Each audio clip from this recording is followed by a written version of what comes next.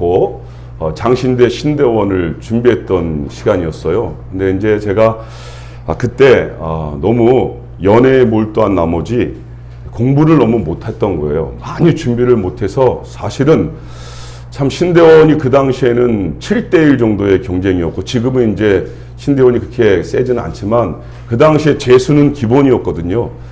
그러다 보니까 시간은 부족하고 연애는 또 해야 되고 사랑엔 빠졌고, 정말 어떻게 공부는 해야 되는데, 그래서 마지막에 한 2달 정도인가 장신대 근처에 그쪽에 가서 도서관이라고 그러죠. 도서관을 빌리고 거기서 먹고 자면서 집중적으로 이제 공부했던 시간이 있습니다. 그런데 아무리 공부해도 1차 성경을 합격해야 그 사람들 안에서 2차 이제 상식, 철학, 논문 이런 시험을 보는데 1차가 너무 어려운 거, 성경이 너무 문제가 어렵게 나오니까 그걸 통과해야 되는데 거기에 집중할 수밖에 없었어요.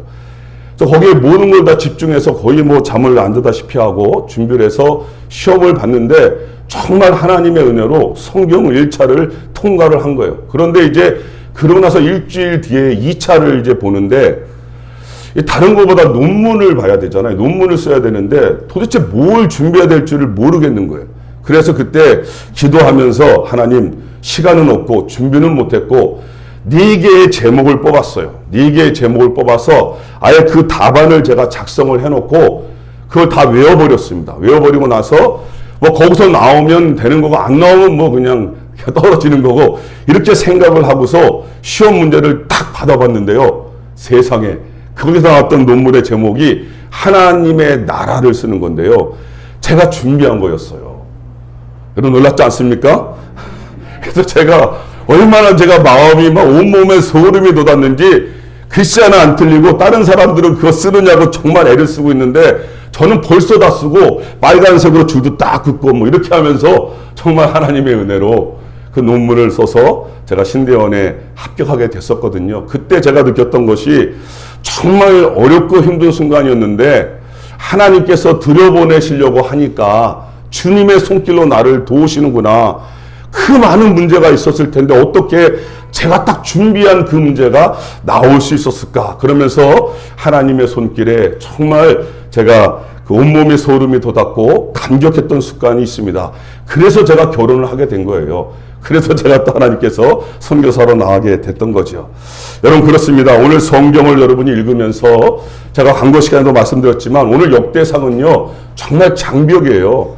1장부터 9장까지 여러분이 읽다 보면 아마 포기하고 싶은 마음이 벌써 들었을 것입니다. 왜냐하면 그 자손들의 족보 이름이 나오는데 무려 500명이 넘는 사람들의 이름이 계속해서 나오잖아요. 그런데 그 이름조차도 사실 생소하잖아요. 철수, 영희 이런 이름이 아니라 정말 발음하기도 힘든 이름들이 계속 나오니까 왜 내가 지금 이걸 읽어야 되지? 그러면서 참 힘들었지 않으셨습니까? 여러분 그렇습니다. 근데 역대상을 우리가 읽으면서 오늘 4장에 왔을 때 여러분들이 깜짝 놀라셨을 거예요. 그렇게 족보와 이름들이 나누어지다가 나열되다가 4장에 와서 갑자기 이 야베스라고 하는 사람이 등장하는데 그 사람을 설명하면서는 두 절이나 하려 하면서 야베스를 설명하고 있다라는 거죠. 이 9절 말씀은 야베스의 태생에 관한 것이고 10절 말씀은 그 야베스가 하나님께 기도함으로 응답받았다라는 것을 다루고 있습니다. 왜 그럴까? 그렇게 빨리빨리 지나가다 갑자기 4장에서 야베스에서 멈추어 서서 이 귀한 말씀을 지금 우리에게 하고 있다는 거죠. 여러분 이것은 분명히 하나님께서 우리에게 주시고자 하는 메시지가 있다는 것을 가르쳐 주는 거죠. 그럼 두 가지로 오늘 풀어보도록 하겠습니다. 먼저는 사람은 누구나 아픔을 가지고 있다는 것을 공감하며 살라는 거예요. 나만 아픈 게 아니라 사람은 누구나 다 아픔을, 고통을 가지고 살고 있다는 사실을 공감하며 살라는 것이고, 또 한 가지는 그 아픔을, 그 문제를 하나님의 방법으로 극복하라라는 것을 오늘 가르쳐주고 있거든요. 한번 자세히 살펴보겠습니다. 먼저 사람은 누구나 아픔을 가지고 있다는 사실을 공감하며 살라는 거죠. 9절 말씀. 우리 9절 말씀 같이 한번 합독합니다. 자, 9절 말씀입니다. 시작. 야베스는 그의 형제보다 귀중한 자라. 야베스라 하였으니 아멘. 여러분, 오늘 본문의 주인공 야베스는요, 그 이름의 뜻이 뭐냐면 슬픔, 고통, 아픔이란 뜻을 가지고 있어요. 그런데 그 이름이 왜 그렇게 지어졌냐면 야베스의 어머니가 너무 고통스럽게 그 아이를 낳은 거예요. 여러분, 지금이야 물론 의학이 발달되었지만 그 당시에는 도저히 낳을 수 없을 정도의 산통을 겪은 거지요. 거의 죽다시피 해서 난 아들이 야베스가 된 거예요. 그러다 보니까 그 이름을 내가 수고로이 낳았다, 그래서 야베스라고 이름을 붙인 거죠. 여러분, 성경에 보면 이런 예들을 종종 볼 수 있잖아요. 우리가 잘 알고 있는 야곱이 가장 사랑하는 부인이 누구였죠? 라헬이 있었잖아요. 그 라헬이 요셉도 낳았지만 마지막에 그 라헬이 누굴 낳냐면 베냐민을 낳아요. 근데 베냐민을 낳을 때 얼마나 고통스럽고 힘들었으면 베냐민을 낳고 나서 그만 죽잖아요. 그래서 그 이름이 뭐냐면 베냐민의 이름의 뜻이 슬픔의 아들이란 뜻이에요. 그래서 베냐민은 그 이름을 부를 때마다 슬픔의 아들이라는 이름으로 불리게 되었던 거죠. 여러분, 또 성경에 보면 모세가 태어날 때 당시의 상황이 어떻습니까? 그 당시에는 남자가 태어나면 바로 다 강물에다가 던져서 죽임을 당해야만 했잖아요. 그런 가운데서 여러분, 모세가 살았다는 것은 기적이죠. 모세가 그런 상황 가운데서 태어난 거죠.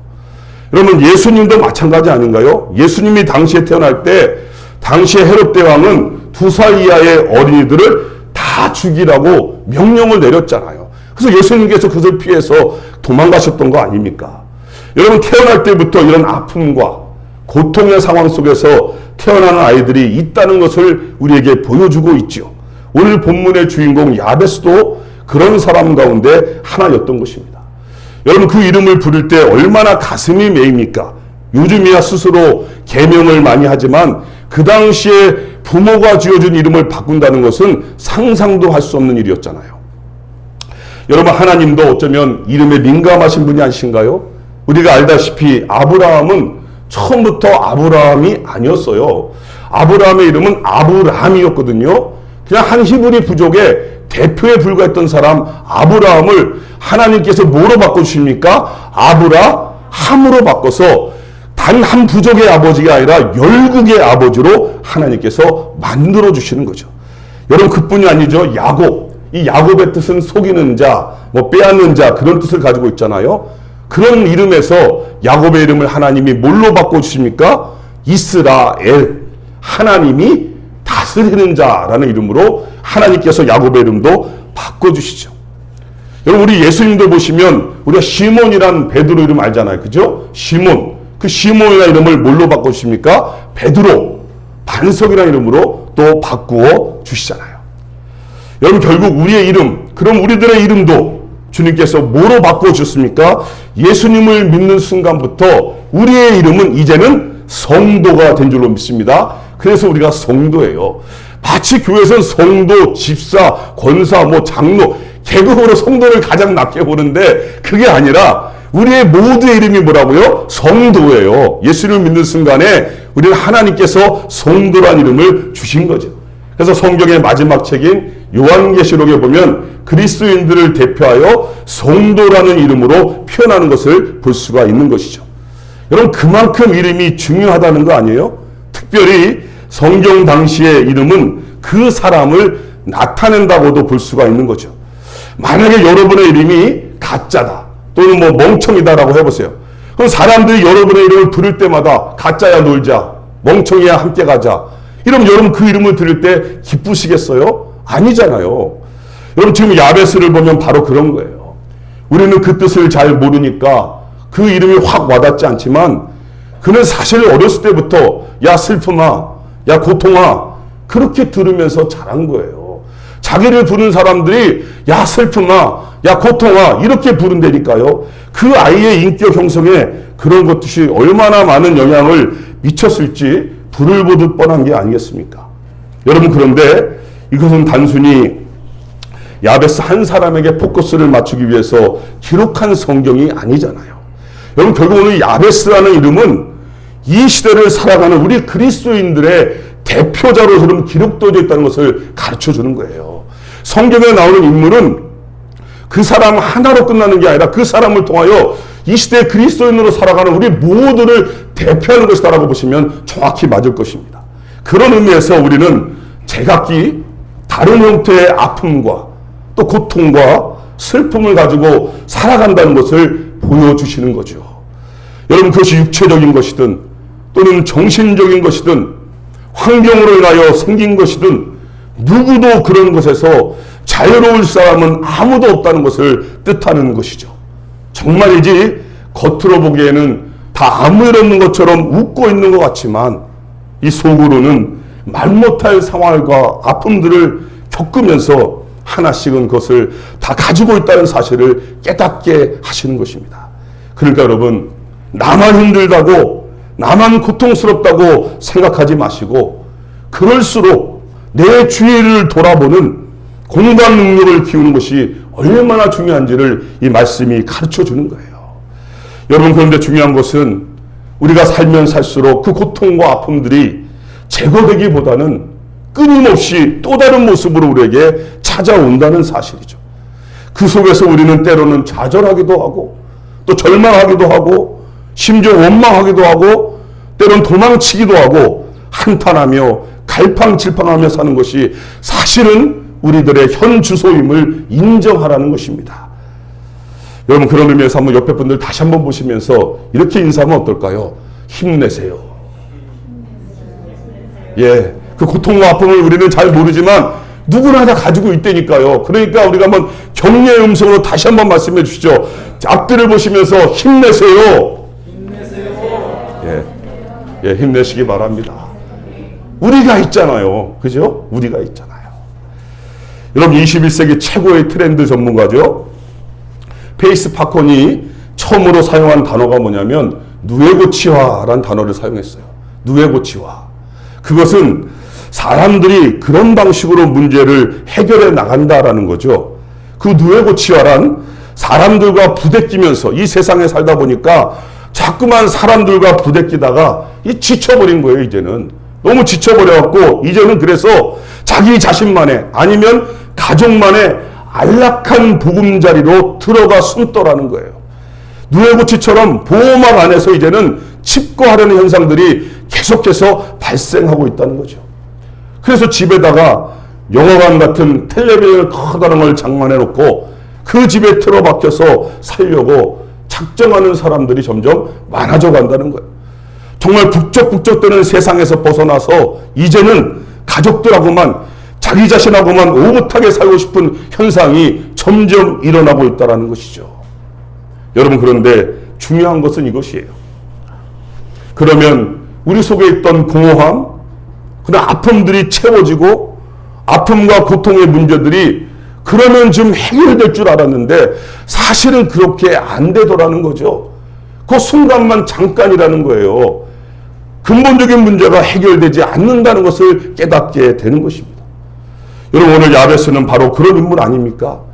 그렇게 자신의 주어진 상황을 저주하고 반항하다가 실패로 끝날 수도 있는 인생이었거든요. 그런데 오늘 야베스는 그렇게 끝나지 않았어요. 오늘 야베스를 기록한 목적이 이렇게 2절씩이나 기록한 목적이 여기에 있는 거예요. 그런 상황 속에서 우리가 어떻게 적용하며 해결해 나가야 할지를 아주 자세하게 가르쳐주고 있는 거죠. 여러분, 그것이 무엇인가? 야베스는요, 그런 고통과 아픔의 문제를 어떻게 하고 있어요? 하나님의 방법으로 아픔을 극복하라는 거예요. 다른 어떤 누에고치와의 방식으로 해결하는 것이 아니라 하나님의 방식으로 그 고통과 아픔을 극복하라는 것이죠. 여러분, 야베스는요, 어쩌면 가장 비참하게 태어났어요. 그러나 성경은 오늘 그를 향하여 뭐라고 말합니까? 그는 존경받는 자가 되었다라고 말해요. 완전히 역전된 인생의 주인공이 되었다는 말이죠. 어떻게 이런 일이 그에게 일어날 수 있을까? 여러분, 만약에 그렇다면 동일하게 우리도 슬픔과 고통과 아픔의 문제들을 가지고 살아가는 우리들도 야베스처럼만 한다면 똑같이 승리할 수 있다는 가능성을 오늘 보여주라고 이 말씀이 기록된 것이 아니겠습니까? 여러분, 야베스는요, 하나님의 방식으로 그 문제에 정면 도전하고 있어요. 여러분, 그것이 무엇입니까? 그가 행했던 하나님의 방법은 바로 기도였어요. 기도. 여러분, 그는 좌절과 절망과 고통의 수렁통에서 그냥 무너져 있지 않았다니까요. 흘러내려오는 물에 그대로 휩쓸려 간 것이 아니라 살아있는 물고기처럼 그 물을 역행하며 치고 올라간 거죠. 여러분, 그것이 바로 기도라는 것이었어요. 여러분, 성경의 역사는요, 반전의 역사라고 해도 과언이 아닐 거예요. 도저히 불가능한 싸움들, 역경들, 환경들이 정말 얼마나 다양하게 몰아쳐 왔습니까? 그때마다 세상의 힘, 그 세상의 힘이 얼마나 강한지 그 앞에서 우리는 두려웠던 수밖에 없었잖아요. 여러분, 지금도 그렇지만 이 돈의 위력이 얼마나 강합니까? 누가 돈을 우습게 봐요? 정말 돈의 위력이 강하죠. 그 앞에서 다 넘어지잖아요. 정말 대단한 걸 인정합니다. 여러분, 건강의 위력이 얼마나 대단합니까? 이제 100세 시대가 되니까요, 건강은 시간이 흐를수록 화두가 될 수밖에 없어요. 그게 우리가 얼마나 큰 위력으로 다가와요. 여러분, 신분의 위력 별거 아닌 것 같지만 그 위력이 얼마나 거대합니까? 이 모든 것들이 우리를 주눅들게 만들거든요. 그것은 마치 골리앗 앞에서 벌벌 떠는 우리 이스라엘 백성의 모습이나 다름이 없는 것이죠. 마치 거대한 여리고 성 앞에 서 있는 오합지졸의 이스라엘 백성과도 같은 거거든요. 정말이지 저걸 보고 우리를 보면, 우리 자신을 보면 실망 자체 아니겠어요? 그래서 거기서 그냥 포기할 수밖에 없잖아요. 그런 분들이 우리 주위에도 얼마나 많은지 몰라요. 믿지 않는 사람들은 자살을 택하잖아요. 여러분, 지금 야베스의 상황도 다르지 않다는 말이에요. 그냥 포기하고 절망하고 넘어질 상황이죠. 그런데 여러분, 야베스가 어떻게 행동하고 있습니까? 기도하고 있다니까요. 이 부분을 우리가 주의 있게 보라고 이 성경이 일부러 기록해 놓은 거 아니겠어요? 여러분, 여기서 야베스를 통하여 성경이 우리에게 무엇을 가르치려고 하는 것인가? 그것은 기도해야 우리 인생의 문제가 바뀌어진다는 것을 가르쳐주고자 하는 거예요. 기도해야 아무리 불가능한 상황 속에서도 그리스도인의 삶에 희망과 용기를 불어넣어 준다는 것을 가르쳐 주시는 거예요. 기도해야 모든 문제와 아픔과 고통의 근본적인 해결책이 된다는 것을 강조하고 또 강조하는 줄로 믿습니다. 그거 한 가지예요. 저는 설교를 준비하면서 다른 생각 아무것도 안 했어요. 기도하면 되는 거구나. 어떻게든 우리 성도님들이 기도만 하면 되는 거구나. 어떻게 해야 기도하게 할 수 있을까? 그 숙제만 계속 저는 끌어안게 되는 거예요. 여러분, 그래서 기도는 이 세상을 사는 동안 우리 그리스도인에게 주신 하나님의 최고의 무기예요. 무기. 여러분, 하나님께서 일을 안 하신다라는 게 아니죠. 우리는 고통에 하나님께서 나 몰라라 하신다는 것으로 오해하고 착각하고 심지어 원망할 때가 있어요. 아니, 왜 나에게 하나님 이렇게까지 하십니까? 왜 나를 이렇게 고통 가운데 아픔 가운데 그냥 내버려 주십니까? 이렇게 오해하는 경우가 있어요. 여러분, 그렇습니다. 그게 아니라는 거죠. 성경은 끊임없이 하나님은 내가 너와 함께하고 내가 너를 도와주고 있고 내가 너를 이끌어주고 있고 내가 너를 통하여 나를 이루겠다고 함께 하시는 하나님의 능력을 보여주시는 줄로 믿습니다. 문제는 우리가 기도하지 않기 때문에, 하나님 앞에 엎드리지 않기 때문에, 다른 세상의 방법을 가지고 그 문제들을 해결하려고 하다 보니까 하나님의 능력을 체험하지 못하고 하나님의 역사가, 하나님의 능력이 우리 삶 가운데 일어나게 되지 않는다는 거죠. 여러분, 도대체 하나님께서 우리에게 주신 이 최고의 무기요 해결책인 기도가 언제부터 우리에게 이렇게 터부시되기 시작됐냐는 거죠. 여러분, 제가 보기에는 요즘 시대는요, 1시간, 아니 1시간은 그렇다 치고 30분 이상 기도하는 분들 찾기도 너무나 힘든 시대가 되어져 가는 것 같아요. 참, 우리 대한민국이요, 기도하는 나라였거든요. 기도마다, 교회마다 주여 부르짖고 1시간, 2시간 기도하는 우리 민족이었거든요. 그래서 하나님께서 이 민족을 일으켜 세워주셨잖아요. 그런데 시간이 흘러갈수록 우리 민족에서 다른 건 교회는 더 화려해지고, 더 커지고, 더 아름다워지고, 더 멋있어지고, 사람들은 더 많이 모여드는데 소프트웨어의 가장 중요한 기도는요, 교회에서 다 죽어가고 있어요. 심각한 상황이죠. 심각한 상황. 그러니까 교회가 어떻게 변화되어져 가는지 아세요? 교회가 점점요, 문화센터, 교회 가면 다 있어요. 안 하는 게 없어요. 요가도 하고 다 해요. 문화센터, 친교센터, 그 이머징 처치라고 그러죠. 교회 가면 다 있다. 가장 중요한 것 빠지고 다른 건 전전 다 있어요. 문화생활할 게 얼마나 교회에 많은지 몰라요. 점점 그렇게 변화되어져 가더라고요. 그런 모임에 사람들이 얼마나 몰려든지 몰라요. 그러나 기도의 자리, 예배의 자리에는 다 떠나잖아요. 여러분, 저는 야베스의 기도를 보면 한 문장이 눈에 들어왔어요. 그것이 뭐냐면 주님의 손으로 나를 도우사. 한번 따라해 보실래요? 주님의 손으로 나를 도우사. 여러분, 여러분의 인생을 도우시는 손길이 주님의 손이 되시기를 바랍니다. 여러분, 이 말은 주님의 손이 주체라는 말이에요. 내가 주체가 아니라 주님의 손이 주어예요. 주체가 되는 거예요. 그냥 아무렇게나 어찌하든지 간에 결과만 좋으면 된다는 것이 아니죠. 주님의 손이 행하심으로 인한 결과를 말하는 거예요. 여러분, 특별히 지금 이 시대는요, 결과를 놓고 평가하는 시대가 되어버렸어요.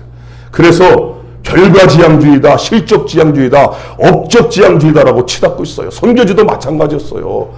매달마다 무슨 결과를 보여달래요. 보내달래요. 그러니까 선교사들이 오죽하면 가짜 사진도 찍어서 보내는 분도 있어요. 너무나 자꾸만 요청을 하니까. 결과를 요구하고 실적을 요구하니까. 그것이 세상의 방식이거든요. 여러분, 그러나 적어도 우리 그리스도인은 달라야 하는 거죠. 우리는 주님의 손이 하신 것인가에 오히려 초점을 맞춰야 되는 거죠. 주님의 손이 하신 것인가. 여러분, 예를 들어서 우리가 선교를 한다고 해보자고요. 선교하는 게 얼마나 좋고 하나님께서 기뻐하시는 거예요. 우리 박범 지사님 오늘 기도할 때 그랬잖아. 여기서부터 이 복음이 흘러가서 전 세계로 나가는 그런 기도를 하셨잖아요. 얼마나 감동적이고 감사해요. 그 선교가 얼마나 하나님이 기뻐하시고 좋은 거겠어요. 그런데 그것을 이루기 위해서 우리가 도둑질해서 1,000만 원이 필요하다고 해봅시다. 그걸 하기 위해서 1,000만 원이 없는 거예요. 그러면 1,000만 원을 도둑질해갖고 하나님이 좋아하는 선교를 했다고 해보세요. 근데 아무도 몰라요. 그럼 그것이 주님의 손이 행하신 일일까요? 아니잖아요. 그죠? 결과는 좋았어요. 선교지에 1,000만 원 가지고 왔고 가난한 사람도 먹이고 뭐 많은 행동, 교회도 세워주고 다 했단 말이에요. 그런데 알고 보니까 그 돈이 도둑질해갖고 불법으로 가져온 거라면 그게 주님의 손이 행한 거냐고요. 여러분, 우리들이 사업이 성공해서 부자가 되고 또 직장에서 승진하고 여러분들이 높은 명예를 가지게 된 결과들이 주님의 손의 도우심이 아니라면 그것은 분명히 우리에게 독이 될 수도 있다는 것을 가르쳐 주는 거 아니겠어요? 여러분, 그래서 그리스도인들은 로또를 살 필요가 없어요. 그죠? 로또를 살 필요가 없어요. 우리는요, 점쟁이를 찾아갈 필요가 없어요. 뭐 타로, 요즘 또 타로도 많다 그러대요. 그런 요행을 바라는 것 자체가 주님의 손의 도우심이 아니잖아요. 왜 우리가 그 말을 듣고 그 결과에 따라서 왔다 갔다 해야 돼요? 여러분, 사도행전의 안디옥 교회의 특징이 뭔지 아십니까? 그 교회가 어떻게 시작됐냐면요, 그 교회는요, 예루살렘 교회가 사람들이 막 몰려들었어요. 막 5,000명이 오고 베드로가 한번 설교하니까요, 뭐 3,000명이 회개하고, 그러니까 완전히 갑자기 대형 교회가 돼버린 거예요.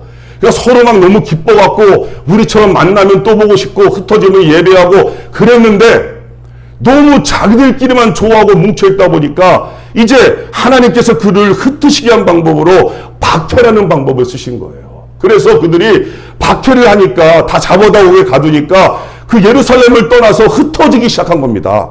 그래서 예루살렘에서 480km 떨어져 있는 안디옥에 거기까지 사람들이 도망을 간 거예요. 근데 거기서 뭐 하겠습니까? 거기서도 복음을 전한 거예요. 그런데 거기서 복음을 전할 때 어떤 일이 벌어졌냐면 그동안 유대인 중심으로만, 선택받은 유대인 중심으로만 복음을 전하던 것이 거기서부터는요, 그 외의 사람들, 이방인들에게도 복음을 전하기 시작했던 거예요. 그러니까 하나님께서 거기에 감동을 받으신 거예요. 그래갖고 성경에 뭐라고 기록하냐면 주님의 손이 함께 하사라고 나와요. 그 안디옥 교회에 하나님이 기뻐하신 대로 일을 감당하니까 주님의 손이 함께하사 사람들이 모여들었다고 말하고 있거든요. 여러분, 잊지 마십시다. 바로 그 교회에서 사도 바울이 파송됐거든요. 전 세계 복음이 예루살렘 교회가 아니라요, 그렇게 박해로 흩어진 480km 떨어진 그 안디옥의 조그만 교회에서 사람들이 주님의 손으로 몰려들기 시작하니까 거기서 사도 바울 같은 인물들이 선교지로 나가게 되는 놀라운 역사를 이루게 되었던 것이죠. 여러분, 그렇습니다. 안디옥 교회의 부흥의 주체가 뭐였다고요? 주님의 손이었어요. 여러분, 그래서 제가 계속해서 기도를 강조하는 이유가 여기에 있는 거예요. 우리 교회가 기도 없는 부흥이 일어나서는 않게 해달라고 제가 기도하고 있어요. 그럼 제가 부흥을 지금 막고 있는 건가요? 기도 없이 교회가 부흥되지 않게 해달라고 저는 기도하고 있거든요. 그 기준이 저는 새벽 예배예요. 새벽 예배 한 명이 최소한 10명이거든요. 그러니까 우리가 100명 정도를 나오고 싶다면 10명 정도의 적어도 새벽 예배는 나와야 되는 거예요. 그래야 이게 기도와 같이 가는 거지, 기도 없이 교회가 부흥하면 그 교회는 반드시 문제가 있고요. 싸움이 일어나고 분열이 생기고 하나님이 기뻐하지 않는 일로 가더라고요. 여러분, 교회가요, 일반 회사들처럼, 기업들처럼 경영학적인 전략들을 사용하면요, 얼마든지 당연히 사람들을 몰려오게 할 수 있어요. 집집마다 차를 다 돌리고 또 선물을 준비하고 그런 식으로 세상의 방식을 사용하면 얼마든지 사람들은 몰고 올 수 있다니까요. 심지어 어떤 교회는요, 전도 행사를 하는데 자동차를 경품으로 내놓았대요. 왜 그렇게 내놓았겠어요? 그게 너무 효과가 있더라는 거예요. 여러분, 왜 연예인들을 부르겠어요? 그분들 한 번 부르면 우리 교회 재정 정도 들걸요? 근데 왜 부르겠어요? 그런 분들을. 효과가 있다라는 거예요. 그래서 지금 그런 일들이 얼마나 일어나고 있습니다. 근데 여러분, 이런 것을 가장 잘 이용하는 분들이 누군지 아세요?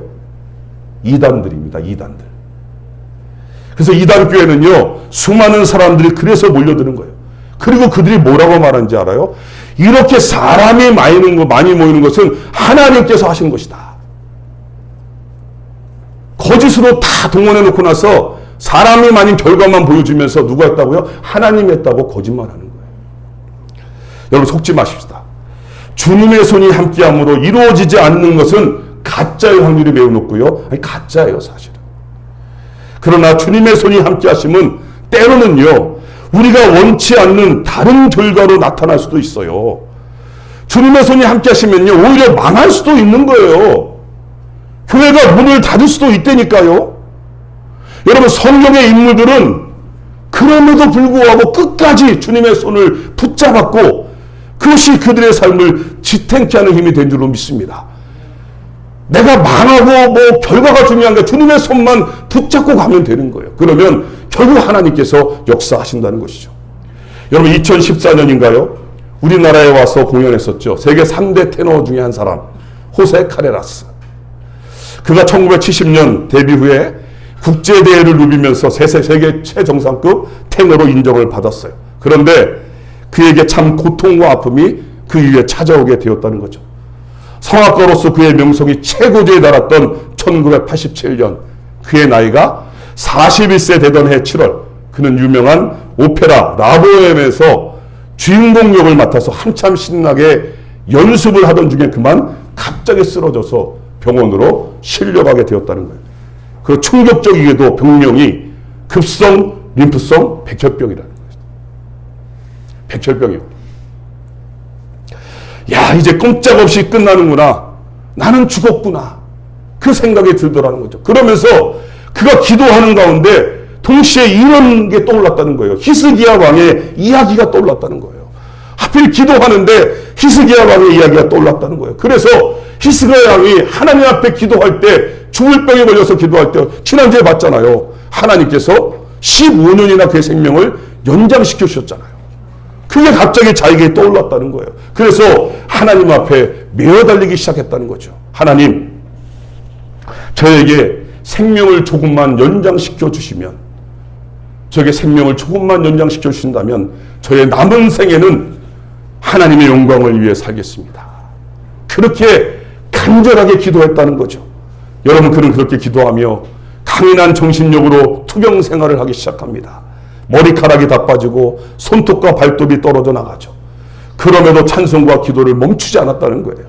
골수이식 수술과 화학치료 또한 믿음으로 잘 견뎌냈다는 거예요. 여러분, 마침내 주님의 손에 도우심으로 그가 건강을 되찾았다는 것입니다. 여러분, 그때부터 그의 삶은요, 이제는 완전히 바뀌어져 버렸어요. 그는 완전히 달라졌습니다. 자신이 다시 살게 된 것은 전적으로 주님의 손에 도우심으로 말미암아 새 생명이 부여받았다는 것을 이제는 부인할 수가 없는 거예요. 그 사실을 간증하며 증거하며 다녔다는 것이죠.